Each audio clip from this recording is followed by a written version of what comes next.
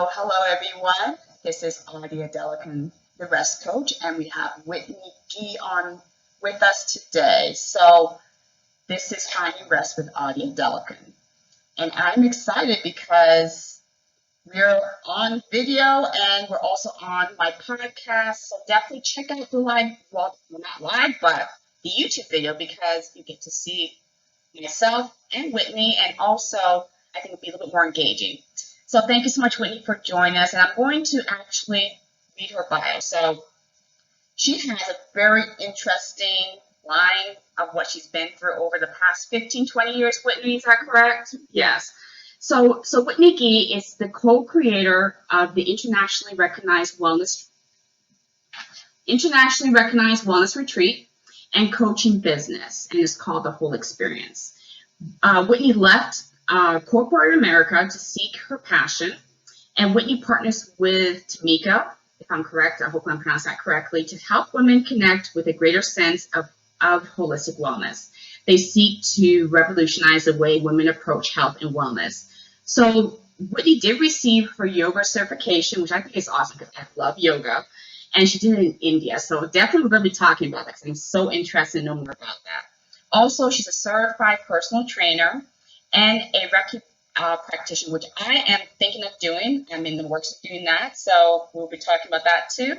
And she's just all about advocating for health and lifestyle for women. So thank you, Whitney, for joining us today. I am so excited. So definitely wanted to just have a little bit of an open dialogue because it's easier that way for other women to be able to engage and also listen to this podcast. So tell me more about the whole experience, because I actually joined it after we got together, and I was actually live with her tribe, which is now my tribe. Yay, the tribe. So tell us more about the whole experience, Whitney. Yeah, Odi, I just have to say thank you so much for having me on the podcast, and you are such a wealth of information and inspiration. I love what you do.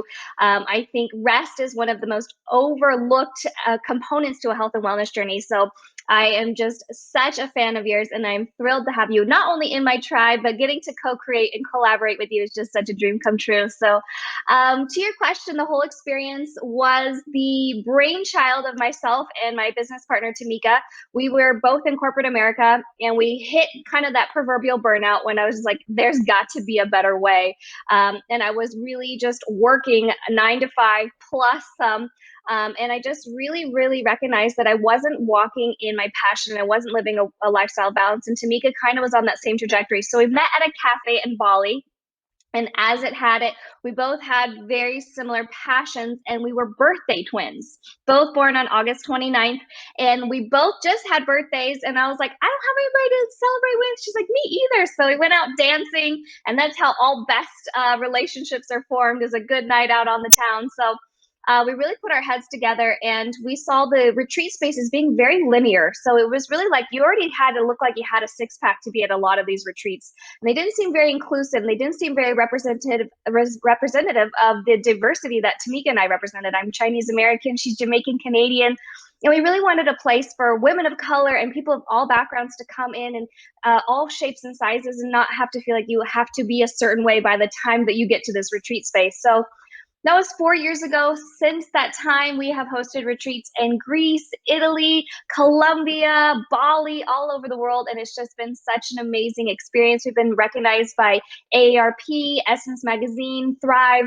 So to feel those accolades, not only from the media and from the public, but also from our tribe sisters who end up showing up. We have some clients that come to retreat after retreat after retreat. I see them more than my own parents, which I absolutely love because I'm traveling the world with these amazing women.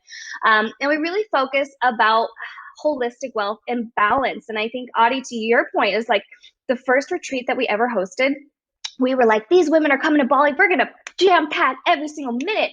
And by day 3, they looked like they had gone through war. Like they were exhausted. It was like, wake up at 6 a.m., go for a workout, and then we're going to have yoga later. And we're going to go and see all these sites. And so we really had to implement rest. And that was such a key ingredient into our retreats, interestingly enough. And then about 2 years ago, Tamika and I really started to develop more on a coaching practice that was very integral into the evolution that we seek to see within women. We've been coaching a lot in our own respective spaces. I'm a mindset coach, Tamika is a fitness coach, but we kind of put our two passions together in looking at that holistic realm, which I think is what a lot of people miss within a coaching program. Is they're all about the workouts or the macros and the food they're eating, but what we miss is the rest and the mindset. And so Tamika and I, at every program we do, everything we do is really about finding that holistic balance within our retreats, within our programs. It's about finding something you can actually sustain, because if you can't sustain it, then it's going to be a short-term burn and then right back down to where you were. So our ethos is, let's help women generate lifestyles that are actually work and joyful. I think that's what's so important. This life is about joy. So that's a little bit about our business and what we've kind of found our passion to be, which is just helping women thrive. Oh, that's awesome. Yeah, that's something that I love about your group.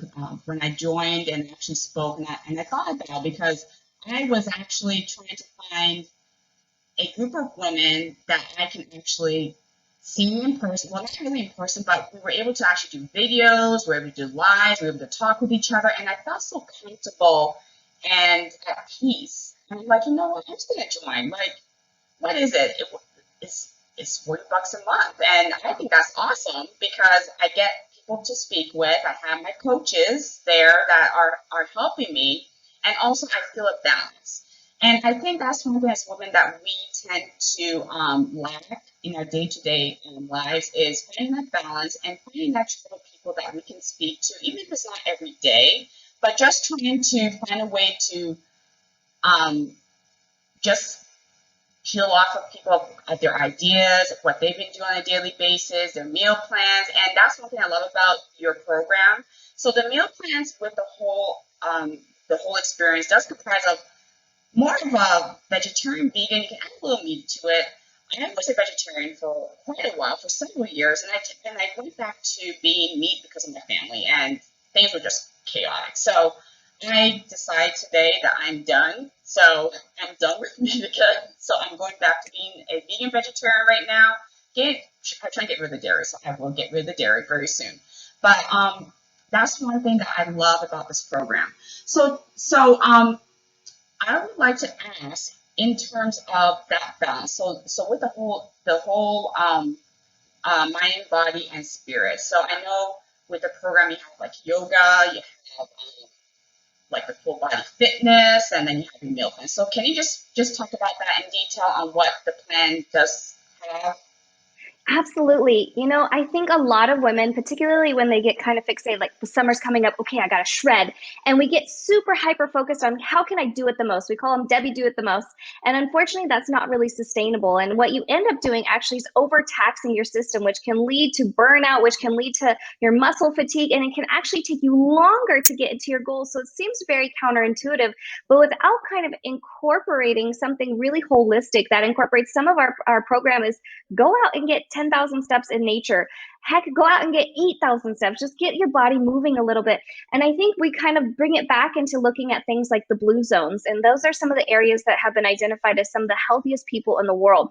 These people don't have gyms. They're not focused on their protein count or anything else, but they're living life, and they're living life with community. They're moving their bodies daily. You know, they are able to find these ways to de-stress. And I think that's really important in trying to recognize that this isn't an approach where we're just like, okay, eat this, do that, and you'll lose 10 pounds. Like, that is really against our ethos. It's great for if that's something that you need to do, but at the same time, to what end? Like, I think a lot of us need to kind of take a step back and look at the long-term goal here of like, we're going to be on this health and wellness journey for the next 10, 20, 30, 50 years. So if it means waking up at 4 a.m. to do a HIIT workout every single day and eating boiled chicken and broccoli, is that a joyful life? Is that, you probably get some really great goals and gains, but I love what our women are able to see is that when you can lower down that cortisol that really starts inducing when you're really stressed out all the time and you don't have the ability to kind of move out of that stress state, especially as women, when we go into that state, our body goes, hold on to everything because we don't know what's going on, particularly in the tummy region. So that's actually a really targeted area for a lot of us because it's to protect the reproductive area. So we're protecting the most important part, and that's biological. So a lot of people are saying, well, I'm taking out of sleep, so I'm going to only sleep 5 hours a night, and I'm going to just double down on my workouts and everything else. So what we take a step back and say, hey, let's make sure that we get to 7 to 8 hours of sleep.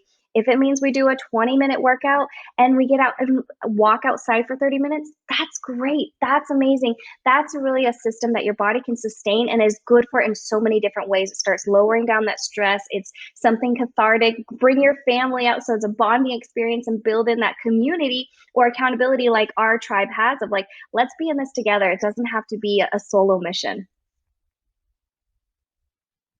Totally agree. Totally agree. I actually had in the last few weeks a lot of stress, and in my book, that's pretty much what you're saying is what I talked about. I wasn't able to find that balance. I wasn't resting. I had a newborn child again. I don't know why I did that, but being a late mom, lack of sleep. So for those women out there who are lacking sleep, not resting, that does target your stomach area, especially with the cortisol level. And that's something I was talking about to my husband, was it last week, that I gained so much weight. Actually, I gained 10 pounds in the last few months. And that's maybe nothing to anybody, but to me, that's a lot because personally, I like to walk, I love to run, I love to exercise, I love to eat healthy, but what was I lacking? I was not resting. So if you are now raising your hand out there and say, okay, yes, I'm not sleeping, then there's no way you're going to be able to lose that weight or be healthier and feel better if you are not getting at least 7 to 8 hours of sleep. I totally agree with that. So going into that area now, what advice would you give to those women who are at that point where they're not losing weight? They feel like crud pretty much, and they're not eating well.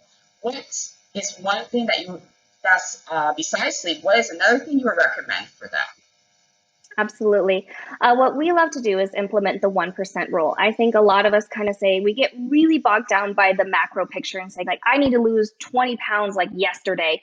And that seems like a really lofty goal. In the habits that you have now and the lifestyle that has created and generated that situation, it's going to be very difficult to kind of dig yourself out of that and bring yourself to a state of equilibrium in order to get into that 20-pound of weight loss. And so what we say is break things down, give yourself so much love and compassion. Like, it's so much of a mindset game. And they are doing more and more studies that show the placebo effect, and the nocebo effect, and the fact that our brain and our thoughts about something have so much power. So if you can just kind of give yourself that compassion and grace, boom, that's step number one. And number two is to really implement that small scale implementation of the 1% rule. And what does that look like? Okay, say I drink 1 cup of water a day, and I know I need to get that closer to maybe 8 cups or a little bit different depending on my weight. But hydration game is so important and something pretty easy to do because, we're sitting at desk most of the day. We can just drink a little water. So if I'm drinking 1 cup a day, I'm going to see if maybe tomorrow I can drink half a cup more, and then maybe a little half a cup more, and I can incrementally work my way up and just doing a little bit more. Or maybe it's that I'm not moving my body at all.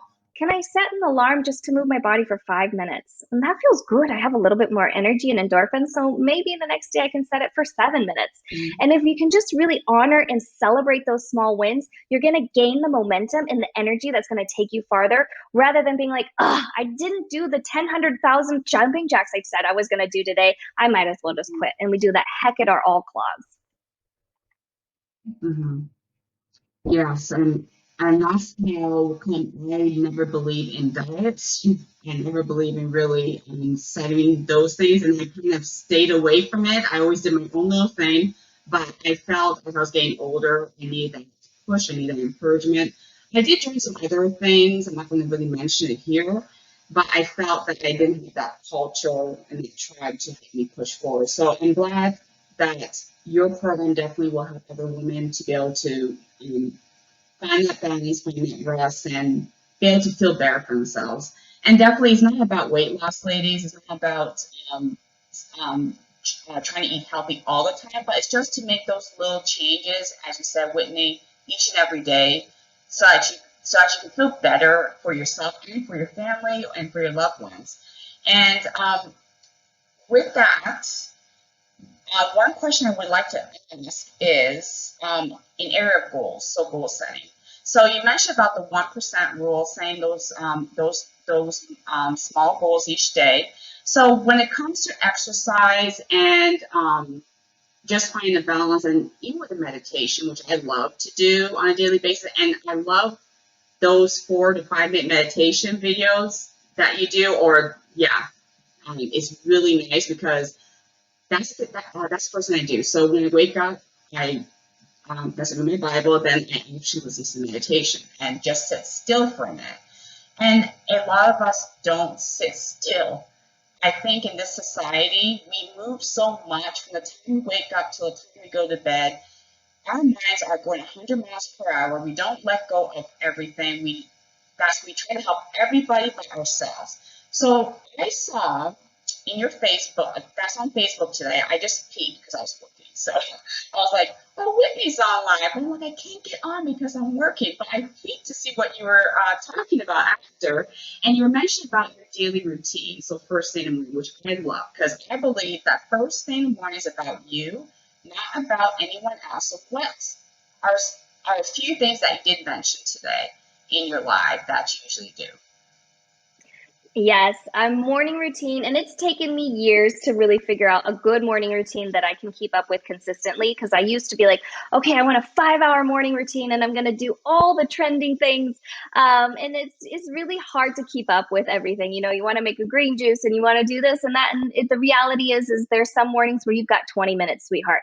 Make the best of it. And so I just like buck up and I say, okay, what can I do for myself that's really going to help me thrive? And so what I think is what really helpful for me is like I have my toolbox, and I have the toolbox that has the mindfulness, an element of moving, something to really align myself with my goals, something to really nourish my body. And then from there, I can kind of pick and choose depending on my time frame and what I've got going on. But I'll walk you through a couple of things that I love to get done every morning. So the first thing is to start with meditation or gratitude. If it's winter and it's cold, you know, even just rubbing your hands together a couple of times, placing them over your heart, and just think of 3 things that you're incredibly grateful for. That can be just such a beautiful moment to move us out of this scarcity mindset that, you know, we're thinking about what we don't have and what we have to go do, and this kind of this icky feeling where we're thinking like, gosh, I have a beautiful life. I have a wonderful family. I have a roof over my head. If we can kind of start really recognizing the macro picture in terms of that, it really helps set the tone for the day. And they say that what you set yourself up for to notice and be aware of is what you'll see more of. So if you notice the abundance surrounding you, the love, the positivity, that typically ends up being more of what you receive in your life. So I try to set myself on that trajectory to the best of my ability. I also do things like I'll have my warm lemon water while I might read through my intentions or my affirmations. So I do something called habit stacking. Sometimes days are short and timelines are tight. And so if I do habit stacking, then it allows me to pack more into my time. So while I'm doing one good habit, I'm doing another. So while I'm drinking my warm lemon water, I'm setting up my intentionality. And particularly for wellness goals, for entrepreneurs, it's really important to get yourself into that mindset. We hit no like a million times a day. So as much as I can, I want to align myself with why I'm walking in this purpose, why I'm walking in this passion.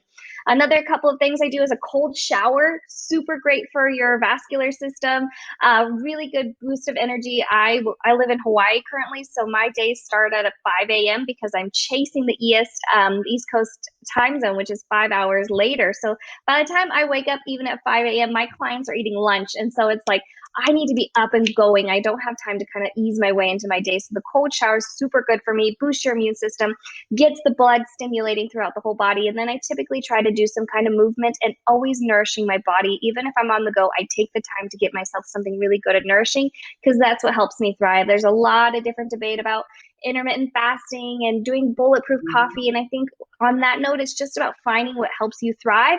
If I don't eat a good breakfast, everyone will know because I will be very grumpy. So it's about nourishing my body. Yeah. Hangry. That's awesome. So it's similar with what I do in the mornings. So most of the time, because I have not little ones, but I have a 4-year-old who's soon to be 5, but she still wakes up at night. So depending on how I go for my day, I try my best to wake up around 5:30, and my body's used to it now, so I'm like, I don't even need a alarm clock. I just wake up and start the day. So usually at about 5:30, I try to sleep about 5:30ish. I get up, do my prayers, do my meditations. If there's any exercise with the program, I do the exercise. Then also I have my notebook, which I have here, and I write down some stuff I want to do, my meal plans. That's one thing that I'm still working on because I have never really formed a habit with meal plans because being from a big family, we always cook, large, and you throw in the freezer and you go and look and see what you want to eat. So that's something that I'm still working on. I've never been good about it, but that's what I've been doing for the past 3 weeks now with this plan that's with your project, and that has actually worked for me.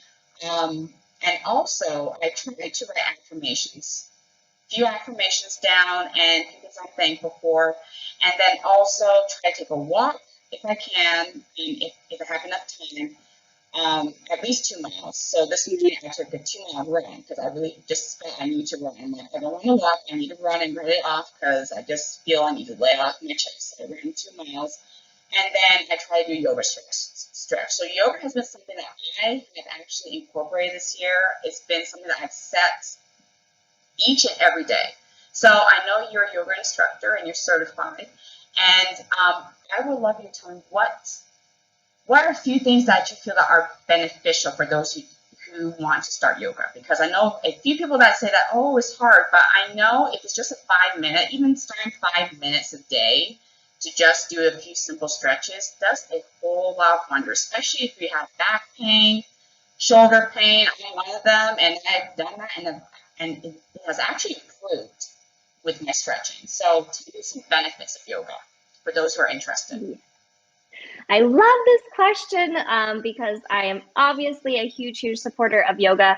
And I always equate this to, you don't want to put sunscreen on after you're already burnt, right? So I think we kind of take our flexibility and mobility for granted a lot of times until we don't have it anymore. And then we're like, ooh, ow, my back hurts. Oh my gosh, like what's going on in my body? So if we can be preemptive with it and really start to hone in this practice now, it is going to pay out tenfold. And one of the things that I absolutely love about yoga as well is it's not just a movement, right? It's a movement combined with a mindset tool to really help you find alignment. In yogic philosophy, they really say that asanas, which are the yoga postures, are helping heal our body so that we may be more peaceful and mindful. And so it's helping kind of alleviate all these things that we're going through as humans that really aren't characteristic of what a typical human would do back in the hunter and gather days. We're not meant to sit on computers all day and do these things that really start to develop and come into physical manifestations that will start to become ailments over time if not addressed. So one of the examples that I love to use is that my dad actually he's pre-diabetic, diabetes runs in my family. And so he actually came with me to India and he got his yoga teacher certification. He's one of the oldest people that they've ever had go through the program. And through changing his lifestyle and diet, he's been able to stay below the blood sugar levels that he has to in order to get on the medication. So I think it's so important for us to recognize that it's not just about a physical appearance, it's not just about mobility, but it's also about the internal levels, and stress and inflammation and some of these things that can really be addressed through lifestyle can be mitigated through being preemptive and changing that lifestyle now. Like, we have the ability to prevent the sunburn. Let's go ahead and like put the sunblock on and really start taking the steps so that when we're 50, 60, we'll be dancing, we'll be bowling, running after the grandkids, whatever it is. And I think it's really important that we take a step back and say, like, you know, when you're doing yoga, you're actually able to, we believe, increase your lung capacity. You're able to give massages to your internal organs. All of these things can really help lower blood sugar, lower blood pressure, reduce stress and anxiety. So I think particularly in this time when we are pushed to our limits in so many different ways, yoga can be one of those really saving grace moments where I'll be having a stressful day. I'm in my office, my yoga mat's actually laid out behind me. I'll just lay it out and I'm like, I'm taking a 10-minute yoga break. It's not turning myself into a pretzel. It's just taking some deep breaths and stretching my body and reconnecting within. That's awesome. Yeah, that's one thing I try to do on a daily basis. And then, because I work 8 hours, same like this. So, and I see my chiropractor. I love my chiropractor. So, yeah, usually the shoulder. So for those who are that love to sit, like me, it's always good to move too. So the same way you said 10 minutes with the yoga break, get up and just move, bend yourself. Don't stay in the same position for 8 to 10 hours because our bodies were not meant to be like that. That's the honest truth. So, yeah, definitely. So we are, I just feel like I need to just keep on talking for the next several hours, Whitney, because there's so much wealth of information. I just love you so much. You're such a light to all of us, and especially to our tribe, and especially Tamika too. So you both are just so awesome. I totally enjoy being part of all that's going on, and I'm so happy that you're able to be on this podcast. And for those who are interested on being part of the whole experience, I will be putting the link in the comments for YouTube and also in the podcast. So if you're interested on being part of the whole experience, being part of the tribe of women out there, there's over 1,000 people they have helped with their own lifestyle. And there's over 100 women in the tribe right now that we're all speaking with each other. We're all connecting. There's so many activities on a weekly basis, just wealth of information. So definitely thank you so much, Whitney, for being part of this podcast. And for those who are interested on joining, definitely check out the link. And make sure you're subscribing to this channel, subscribe to the podcast, and share with everybody, because the whole point is to help all of us women to find rest in their journey. So thank you so much for listening. Thank you, Whitney, for your time, and may you find rest in your journey. Bye, everyone. Bye. Thank you.